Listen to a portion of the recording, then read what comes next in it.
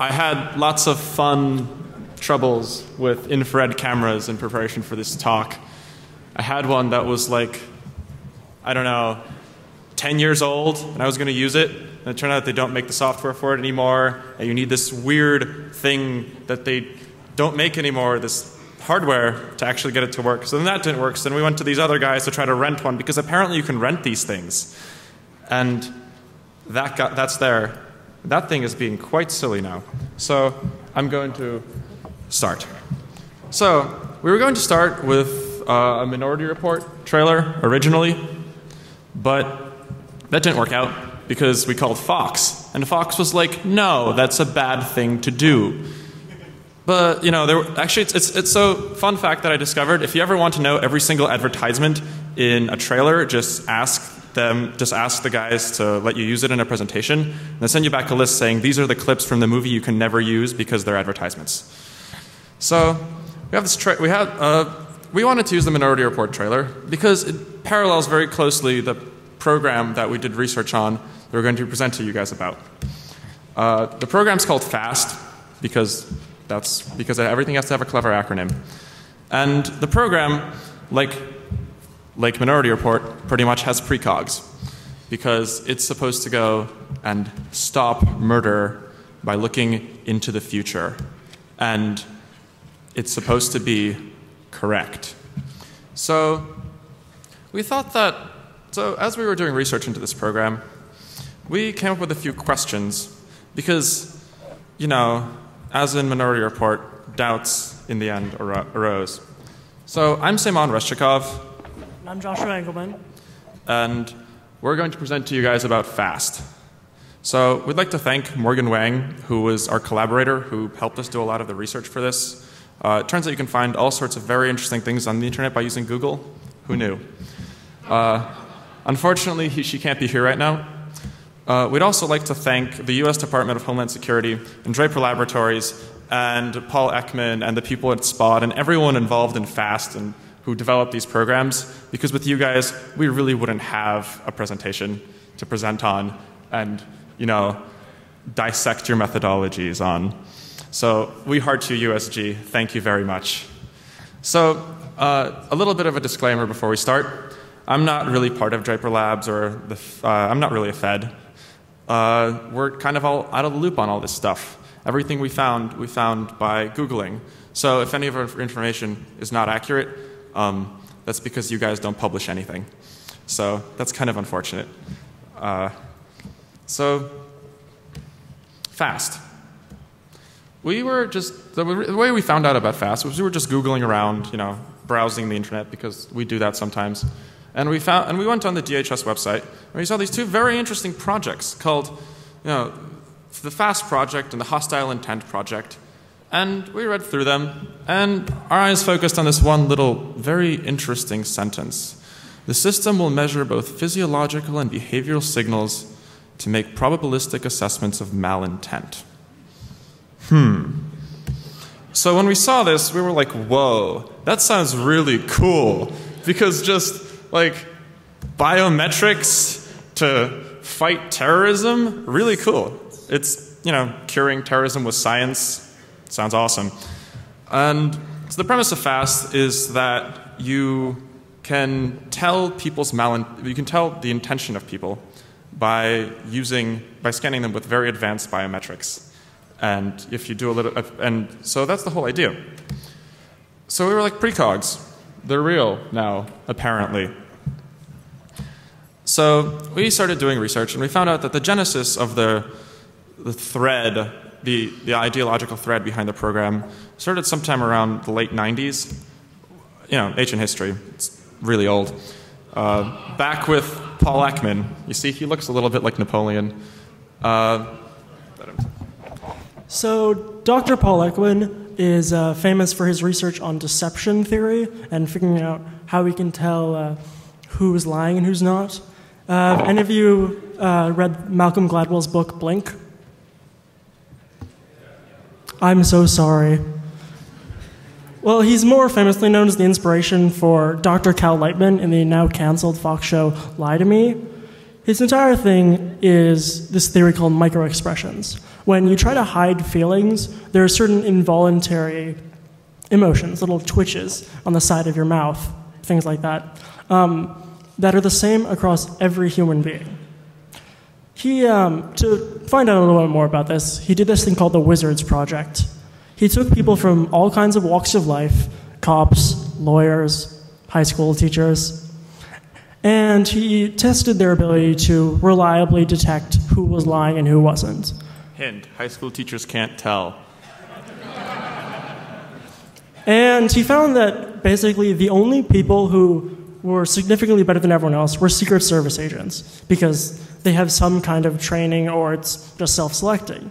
We don't know which one of those it is, because he stopped publishing when he says he realized that other countries were watching his work very closely, and he didn't want them to be used against the United States.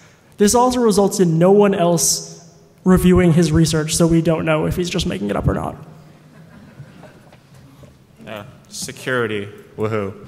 So, Paul Ekman's research in microexpressions was the genesis of SPOT, which has nothing to do with dogs, and it's not very cute. In SPOT, you have all these TSA agents that are trained in the analysis of microexpressions. So if, say, you're going through the airport and you set off some sort of flag, like you're a young Muslim guy who's reading the Quran and interested in Middle Eastern politics, or you book a ticket, a flight ticket that's one way and you check no luggage, you might get referred to, I think their behavioral, what is it? Behavioral analysis officer. Yeah, to a behavioral analysis officer who a BAO, who will go and question you in the nice little room. And while he questions you, he will go and pay very close attention to your face and try to detect any micro-expressions, to tell if you're evil. And so at the beginning, this sounds like a really cool idea. If this research actually works, it seems very interesting. So at the beginning, people were kind of excited about this. People were saying we should use it everywhere. It's going to be awesome. But over time, confidence in the program started to wane a little bit. So that's not actually my idea. That's a clip from, that's an actual headline. I'm not that mean, although I did put in the dead dog. So the thing with SPOT is that so in the preliminary trials, because it started right around 9/11, so it's been going on for about 5 years. So these preliminary trials, they referred, I think, 40,000 people to further screening, and 300 of them were arrested, which sounds awesome because, like, dude, 300 terrorists caught, that's not that bad for, a few guys who can read faces. But there were no actual enemy combatants arrested because the 300 were, entirely drug dealers and people who lacked documentation. So, that's like, oh, look, so you arrested 300 people by questioning 40,000 extra. And, that's not, at that point, that's not very surprising.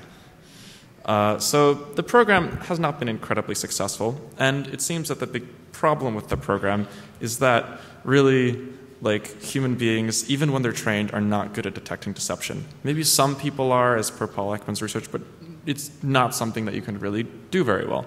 So this isn't my slide. This is the slide from one of Judy Burgoon's presentations. Judy Burgoon is someone who we think is very closely related to FAST.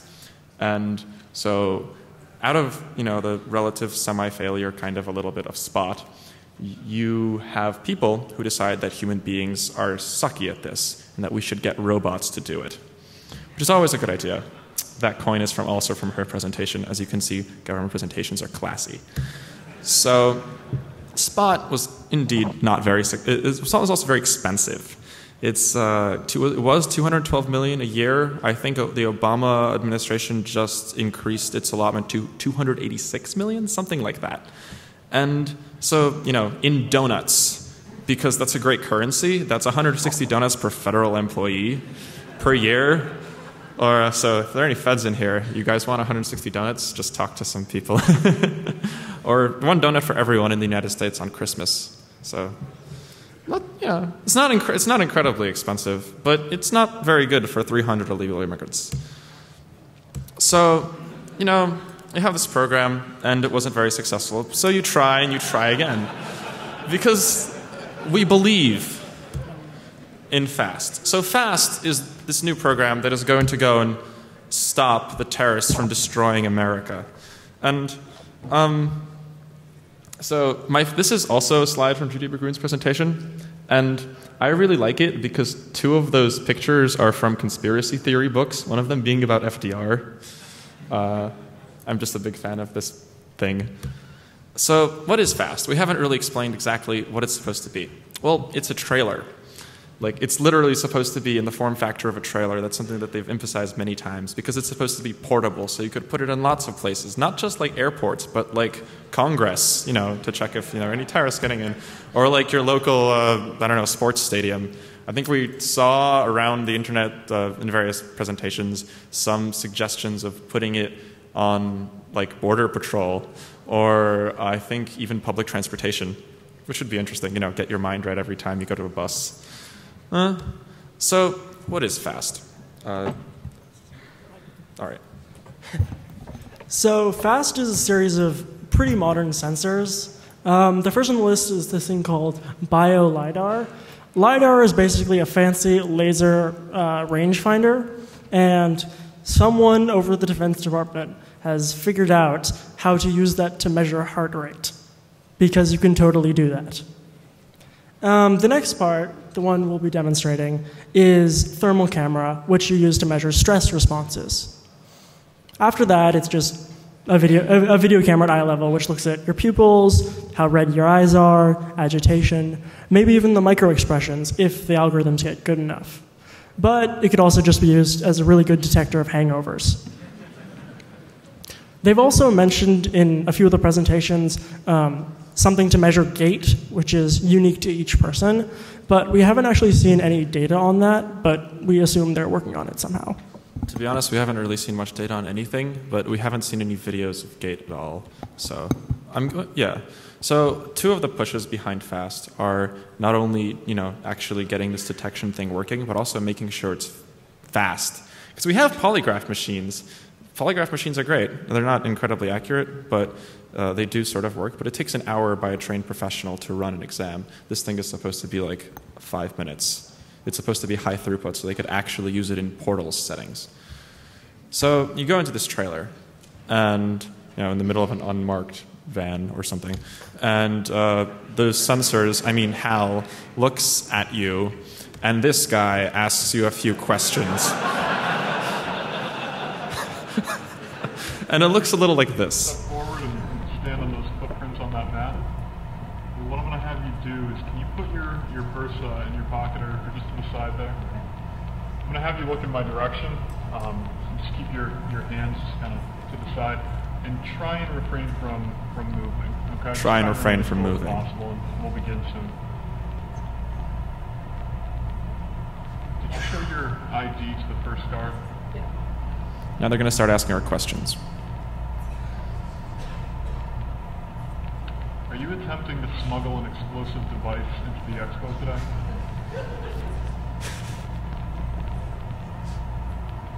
Are you from the local area? Do you see that? I think she's blushing. Are you attempting to smuggle a recording device into the expo today?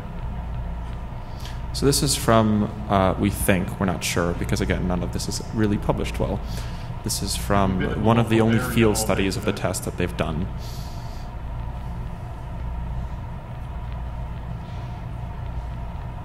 Do you plan to detonate an explosive at the expo today? So if you see, that's the thermal camera video. I think that's heart rate. Do you plan to illegally record any information at the expo today?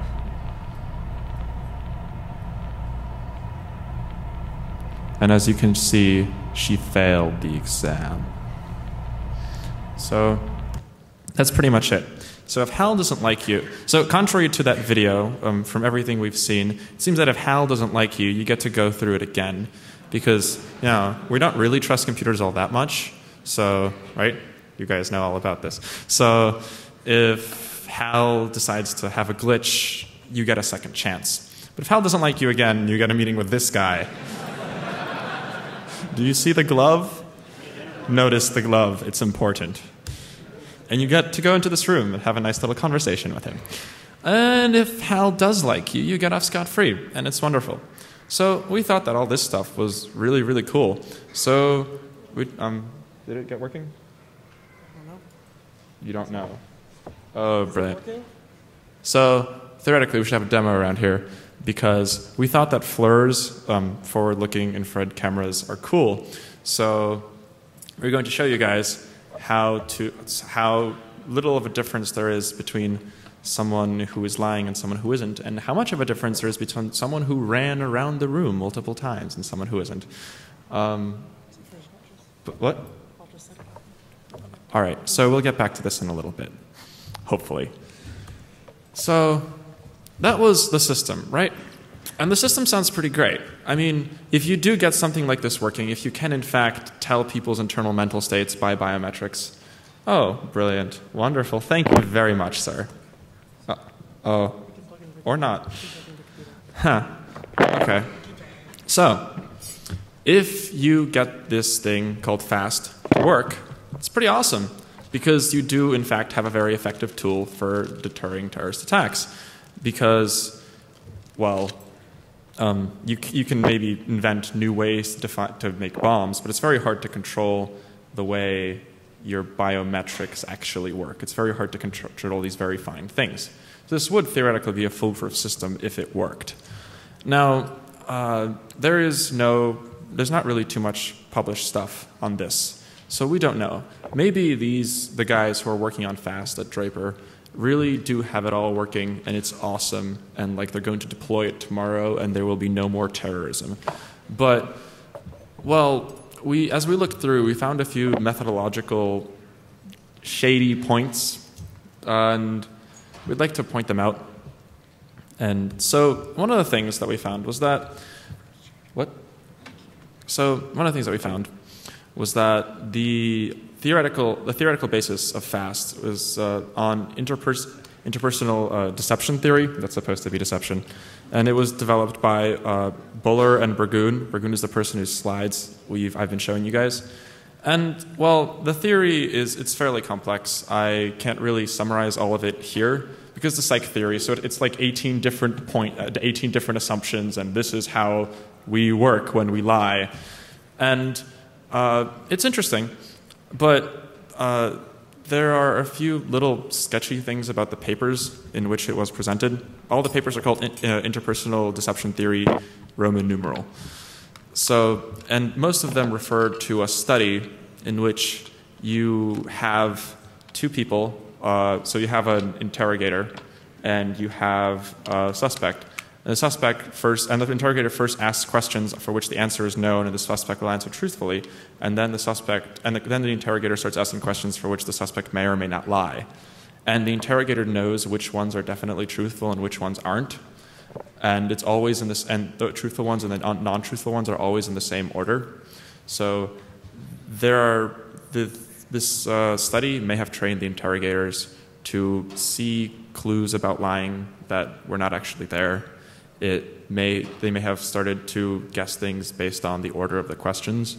A better criticism of it is in that paper, which if you're interested in is quite nice. It's civil, but the tone of the paper is something like, Burgoon, you did really awesome work back in the day. What the heck? It's a little sad. Oh, so there is this thing. So another assumption that the FAST guys have been making is illustrated in this slide, which is also from Burgoon's presentation, which is that you have people who are benign and people who are hostile, and the benign people are going to be in one set of internal states, and the hostile are going to be in another set of internal states, which is fine. But the benign people are going to be something like calm or excited, and maybe at worst agitated. The hostiles are going to be fearful and deceptive and angry and tense, because good people are never tense. And so this is like, it's all right. It seems sort of reasonable. People who are going to be deceptive are going to be in a slightly different mental state. So this might maybe extend to lots of things like drug dealing or people trying to smuggle stuff through, but it won't necessarily extend to someone who is doing something for the glory of their country or their ideology or their God. Because, you see, if you're about to do something that is, you're almost your purpose in life, if you're about to really fulfill yourself, there's no reason for you to be tense or fearful because you're going to be fairly calm. If you've ever seen people who are about to do something really important, they're quite happy. They can be calm, even if they're doing something incredibly dangerous. There are various studies that support this, if you guys read into it. And, so you have these terrorists, they're about to blow themselves up and make themselves happy. They're about to get the ultimate prize. And that's a problem. Here's another problem. This is another slide.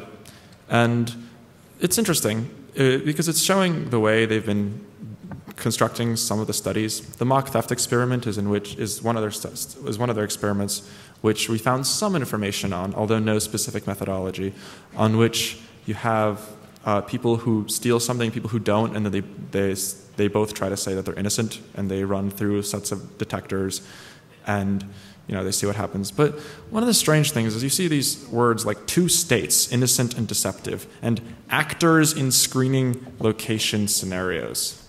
That's weird, because that sounds like they're getting people to pretend to be innocent or guilty, to pretend to be relaxed or agitated or over-controlled.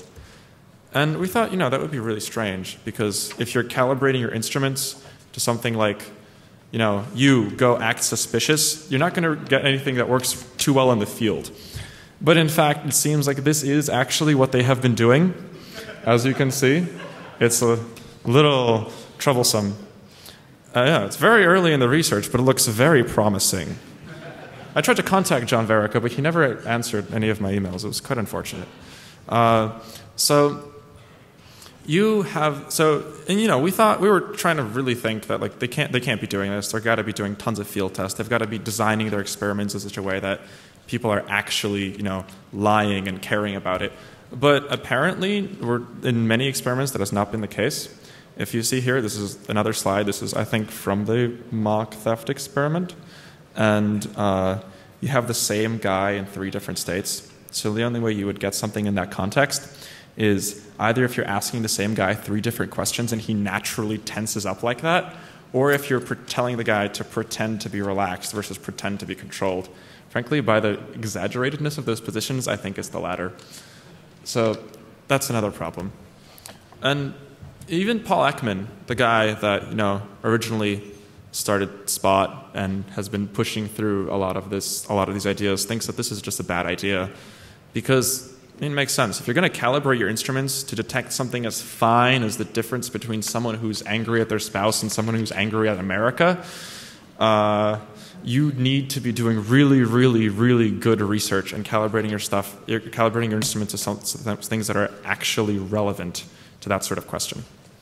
So, we don't want to criticize entirely. We want to be a little constructive.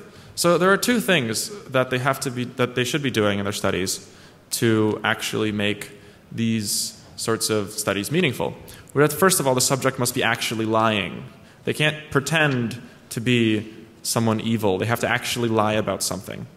And the second part is that the subject must actually care about getting through. The subject must actually, there must be some sort of stake in the situation. Because if there's no stake, that's a very different situation from if there is a serious stake in getting through or not getting through. So these conditions it is non-trivial to replicate, to get them to work in the lab, in a psychology lab, but it is possible. You could get someone who strongly cares about some sort of political view or religious view or whatever to try to get through this series of this screening in which they're pretending to believe the opposite. So, I don't know, get an atheist to pretend to be religious and stick them through this thing, see what happens, see if it can tell whether they're lying or not. You could get someone who has issues that they personally care, things that say they're embarrassed about, like medical conditions, to try to pretend that they don't have it. That's not directly the same situation, but that is closer than getting actors to pretend to be evil. You also could do field tests. They should be doing lots of field tests on all this. With field tests, what they could do is they could just, you have a lot of people going through the airport, just have someone flash someone who's going through an FBI badge and say, "Hi, would you like to participate in the study? Have a knife. You have to go through that door and say that you don't have a knife. It's okay, you won't get in trouble. I'm a real Fed." But and just go through. So that would be a very realistic situation, because not only would the person be agitated, but the person would be trying to smuggle something through that they think is okay, but they're kind of not really sure about because you're still, smuggling something through. So if they did lots of tests like that, and that sort of test, there's enough space in airports to stick a little trailer on the side, they might actually start getting some pretty good data. But those are all methodological criticisms. Those are all things you can fix with a little bit of tweaking and a little bit of money. There are other things that are fundamental to the problem of portals research and biometric state analysis that you can't really get around. So, about 200 years ago, there was this guy named Thomas Bayes. He was a priest. He's essentially the patron saint of statisticians. He came up with this thing, which you're seeing now, probably in some university math department, where given a few probabilities, you can figure out if one thing has happened, what's the chance of something else happening. So because this is all math stuff and it doesn't actually mean anything, we thought to put it into a little bit more concrete terms. So let's say worst case scenario. There's 100 terrorists in an airport of 1 million people. This is 5 times the number that were involved in the 9/11 operation. So 0.01% of the total, or 1/10,000th of the total, are in fact terrorists. So if this is several years in the future, we have something called super fast, which is eventually can tell the difference between terrorists and non-terrorists 99% of the time. So sounds pretty good, right? Sounds like we would catch almost all the terrorists. Unfortunately, not quite. Because we would catch 99 terrorists and one would get through, because it's a 99% accuracy on that side. But then 9,999 normal people, non-terrorists, would also be said as terrorists. So we'd catch over 10,000 people, only 99 of which would be terrorists. So if the system says someone is a terrorist, there's actually a really low chance that it's true. There's actually a much, much greater chance that they're not a terrorist. And think, this is with 99%.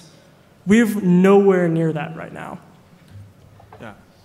So the issue with this is that you can't really rely on the data that this thing gives you until it actually has an incredibly low base rate, until it actually has an incredibly low false positive rate. It would sure, help narrow things down. But nonetheless, because it takes up so much, it decreases its effectiveness compared to, say, normal humans or just lots of secondary screening.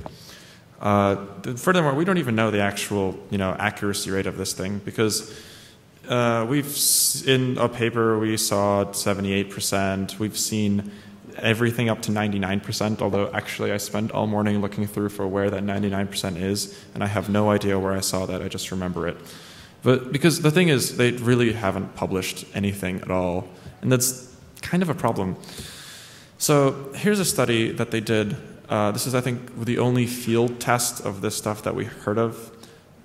They had 144 people who had no idea what was happening go through a fast scanner on the way to some sort of electronics expo. I'm not sure if the electronics expo was an actual expo or whether it was staged. I don't remember. But you have these 144 people, and they go through, and 23 of them were given a disruptive device. That's all we know. And yeah, that was the study. It was a field test. Then does anyone see any interesting things about this? No? Yeah, him, that guy. You don't necessarily know how disruptive it is, whether it really affects your goal. Yeah, that's one thing.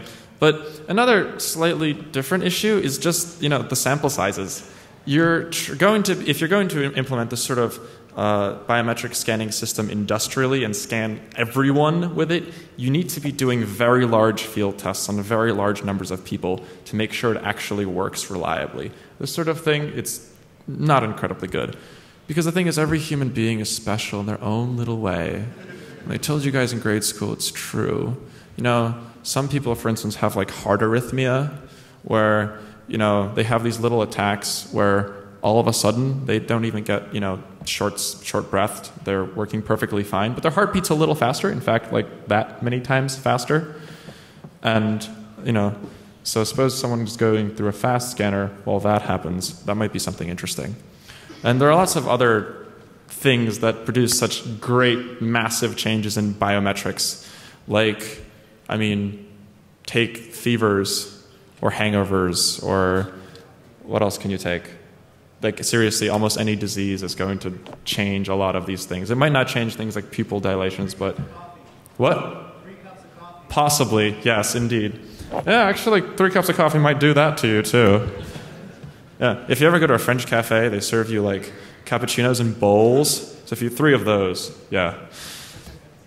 So that's a problem, and that's not something you can really get around. Well, you can, sort of. You can collect and store the biometrics of every single human being in the United States and then individually calibrate everything to everyone, which would be nice. And you're probably going to have to do a big chunk of that anyway to get enough training data for the system to make sure it works reliably.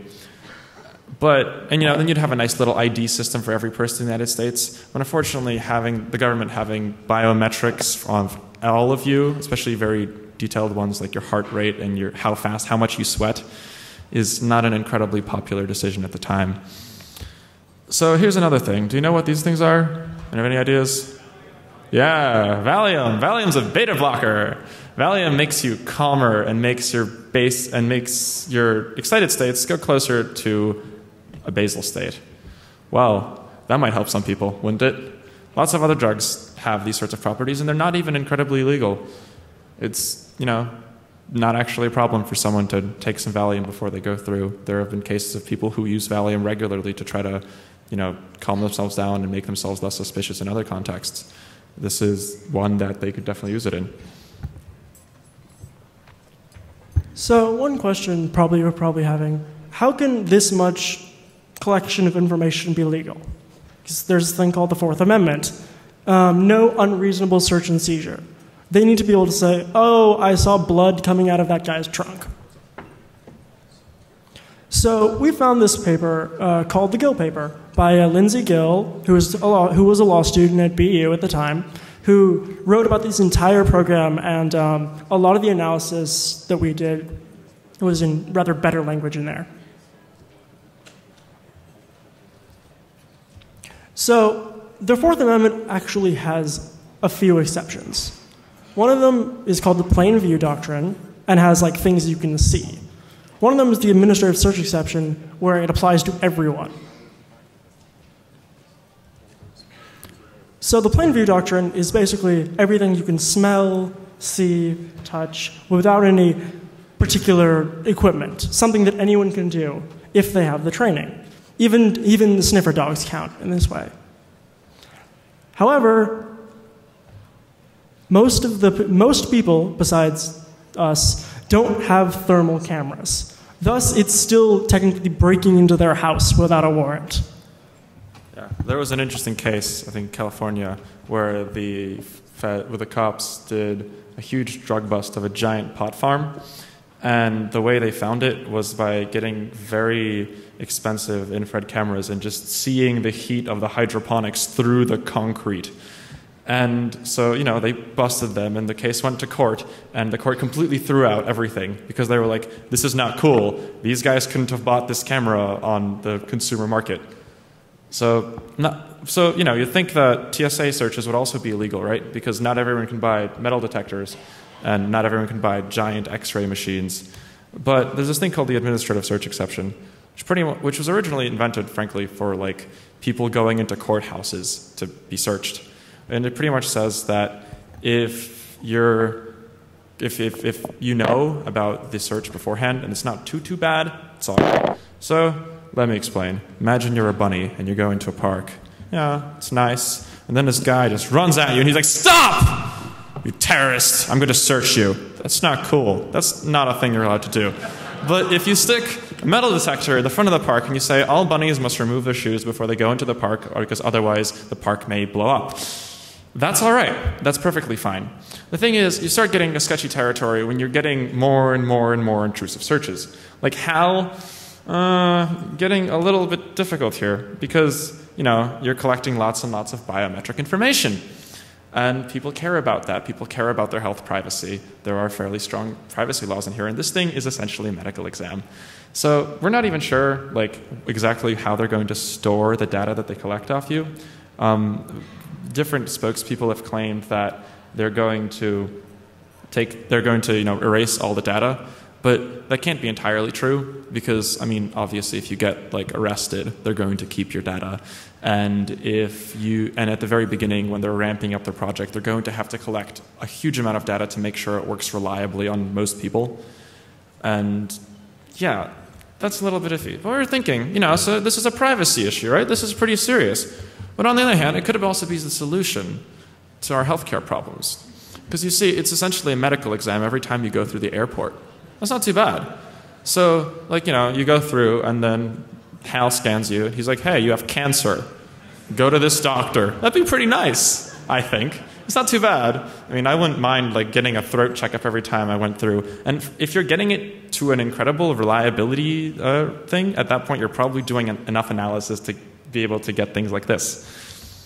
So, in the end, in our incredibly unprofessional opinion, we think that they could probably push fast through because, you know, most people are entirely okay with giving up security for at least, giving up privacy for at least a semblance of security. But there are lots of interesting and fairly serious potential legal challenges that anyone with a crack team of lawyers could put up against the implementation of FAST. So there's another interesting thing that we found while we were looking, which is that the Israelis are doing the same thing, but privately. There's this company called Suspect Detection Systems, or SDS, which is essentially made entirely of ex-Mossad agents. And they're making that booth, which is called Cogito. It's like FAST, but it's smaller and more portable. And you go in and it asks you some questions while you're listening to, it asks some questions through some headphones, it listens to your voice, you stick a hand in the scanner the whole time, and it's like taking pulse and temperature, and it's entirely automated. It's another product that's trying to do the same thing. They claim on their website that they have a 4% false positive rate. We've seen everything between 4 and 8, and we still haven't seen any actual, you know, peer-reviewed studies for any of this, which is kind of unfortunate because, goddammit, guys, can't you please share your awesome research with us all? Like, this whole thing, all this, you know, reading people's minds by biometrics and all this incredibly interesting analysis could very well be very valuable research to the scientific community. People, I mean, it's interesting. I mean, I'm interested in having a scanner that tells what people think. That's pretty cool. I'm interested in how the heck they pull that off. I want to know that, you know, the research behind that is reliable before we stick one into every airport. And yet, there really hasn't been very much published about all this. It's kind of unfortunate. It would be nice if the guys from Draper published all this. Just like a paper or two saying, hey, yeah, we ran this study. This is how we ran it. This is not exactly how our algorithms work, but this is at least the things that we look for. And so other people could test it out and see, hey, yes, indeed, this program works. And then this would be fine. Because at the moment, you know, if you're an outsider and you're doing research on it all, it seems a little sketchy. That's a problem. So, FAST. It was fun doing research on everything. And it took a while. It was an exciting time. We discovered a lot of stuff in the end. Like, we honestly just really want to know what the heck they're doing with this thing because they're not being very public about it. And so before we ended, we wanted to end the presentation on a lighter note because there was this, well, there was this trailer that they had for the FAST program, like not a trailer like the FAST trailer, but like a literal, almost like a movie trailer. And it was a little weird because it seemed like people, well, how do I say this?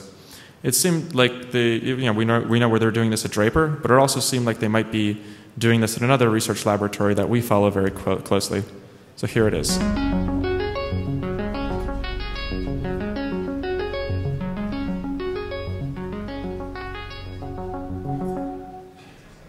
Inside the screening mobile module, a suite of real-time, non-invasive sensors measure behavioral and physiological indications of malintent.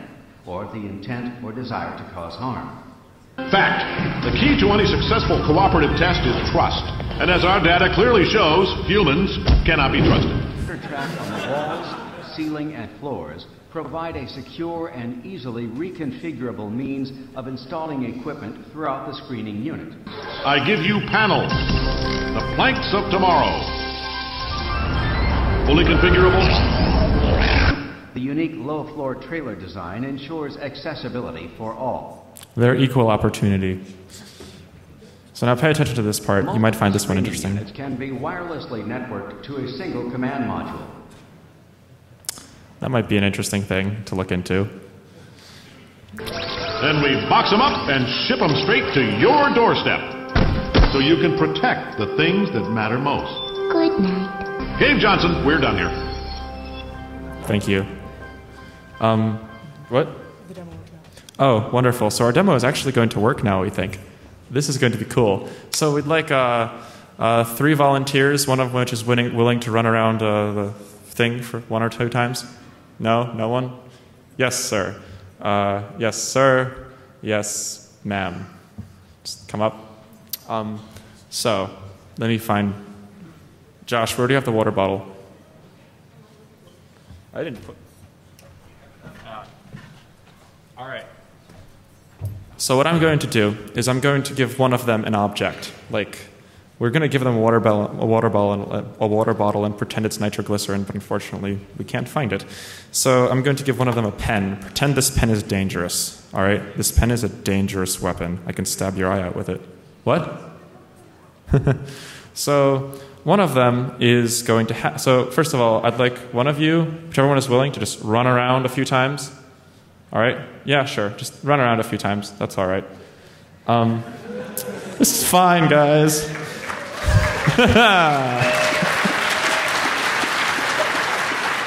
So now these 2 are going to come up, and I'm going to give one of them this pen. None of you guys are going to know which one it is, but they will.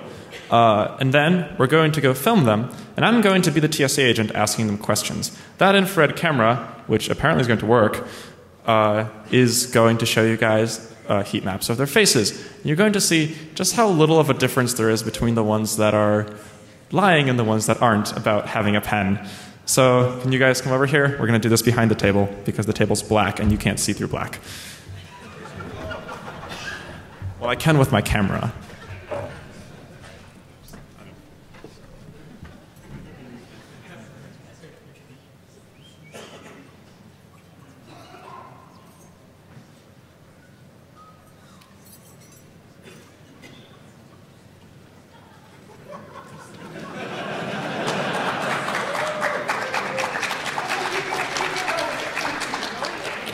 Yeah, I was asking you to write a few laps, not one.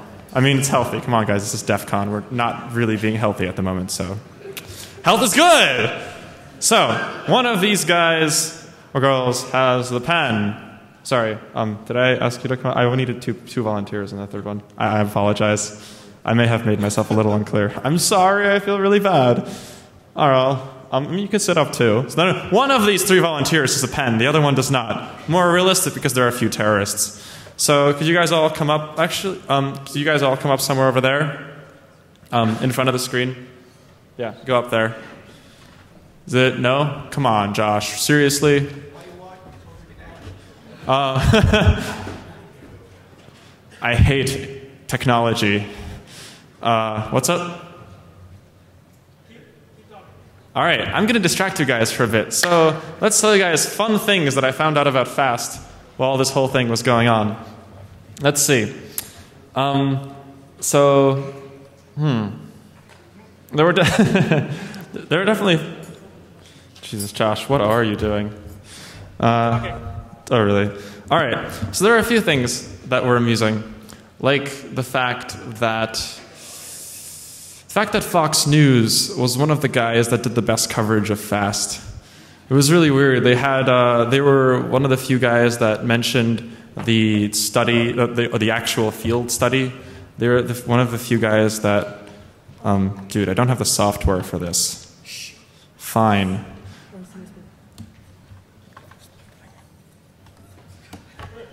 Okay.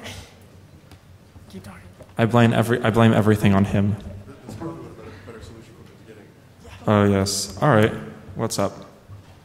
Keep talking. All right. I'm going to keep talking. So Fox News did this really awesome coverage. Like, they had, that was the place where I think all the copies of the trailer got up on online. That was the place where you had the study. Wow, this is interesting. Ooh, holy crap. I go around the whole thing. That's really cool. I like this. So, so what else was there that was interesting? I think I think there were at least 20 videos on YouTube comparing it to Minority Report, but we didn't really realize that until we had the idea ourselves. We weren't very original with that. Also, yeah, I told you. All right. So, another thing that was interesting, Fox asked us to pay them $1,000 a minute of trailer to show this, to show you guys the trailer. So, I mean, it probably is fair use, but we were like, screw it. What else? Fox is much easier to contact for copyright claims than Valve is, because like Valve doesn't respond to anything. Well, Fox, you just call up News Corp's communications guy, and he calls you back in 5 minutes saying, yeah, sure, send an email to these guys. And you send an email to them, and you're like, yeah, sure, pay us $1,000 a second. No, you can't use it, even though you're not making any money. What else is there? I was going to use a camera that I borrowed from MIT, but it was like from 1999, and that turned out to be a problem. It was also much bigger than this one. It was like this big. What's up? Keep talking. I've almost got this one. Oh yeah. So this is intense hacking right here. If this doesn't work, if anyone wants to come see us after at the Q&A room, we'll show you guys the camera, and at least we'll show you guys how cool it is, and like we'll actually do a demo with a screen this big. That's the big problem with screens. They're just not big enough. Oh man. Keep talking? All right. I'm 3 seconds away from this. So, has anyone thought of anything else? Oh yeah, questions. Why should you talk to them? Well, I mean, you don't have to talk to them. This thing doesn't have to talk to you either. It just scans you and says you're evil. Oh. Are you really actually not legally allowed to talk to TSA? That's really cool. Not required. I mean, yes, not required. That is a difference indeed. Yeah.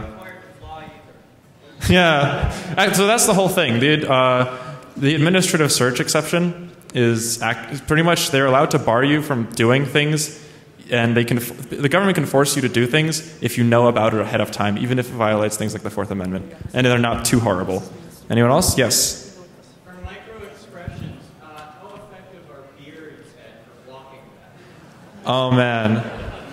Actually, I don't think they'd be very. Oh, it depends on how big the beard is. Like if it covers this part, if it covers your cheeks, at which point I think you need to shave. It might be pretty effective. If it's just, yes? Can we go sit down? Oh, hey Josh, can they go sit down? You guys can go sit down. Yeah, as long as you come to the speaker room afterwards, so we can show some people pretty pictures of infrared things. All right. There's one more question that I can answer here? Yes. Die? All right. Thank you. Thank you, everybody.